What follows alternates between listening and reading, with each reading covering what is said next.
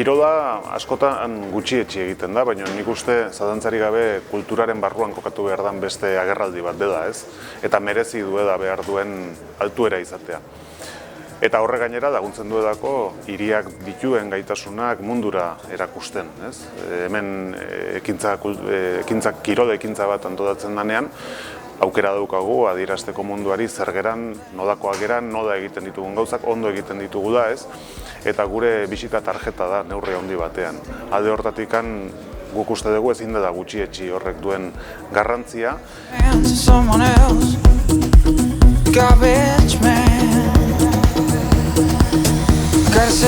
A lo largo de la mañana, cuando hemos ido analizando los distintos eventos deportivos que conoce la ciudad en este momento, hemos podido constatar que el impacto que estos eventos tienen y pueden tener en muchos ámbitos es enorme.